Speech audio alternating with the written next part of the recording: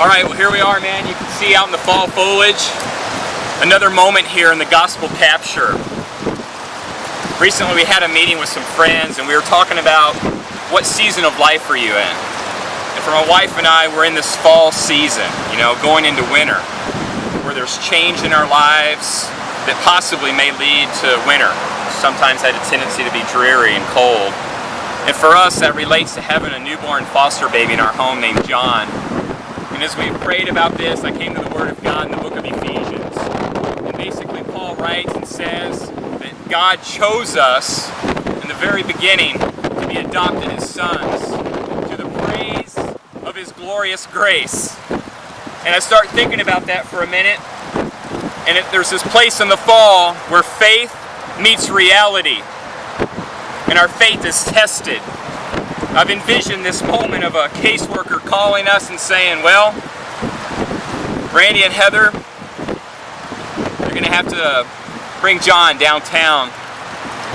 You're going to have to hand him back over to us. You're not going to be able to adopt him. It's like that faith meets reality. And we hear to the praise of His glorious grace, but will it really be enough? We hope for something. We hope to adopt John, and then we know that may not be the case. Like Nehemiah, there's this healthy realism, and there's a gap there, and in between is this grace, this mystery of grace, receiving something we don't deserve. And at that moment, when you've got to let go of whatever thing it may be in your life, whether that be the purchase of a new home, a boyfriend, or a girlfriend, will He be enough? Will His grace be sufficient?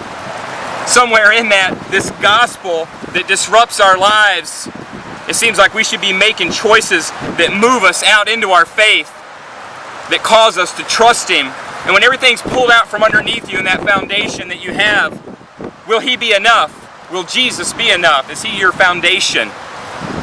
As our faith meets reality in the fall, you come to those hard times in that place, and we realize, will we be obedient? Will we be faithful?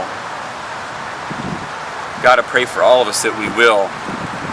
Not our will, Father, be done, but yours.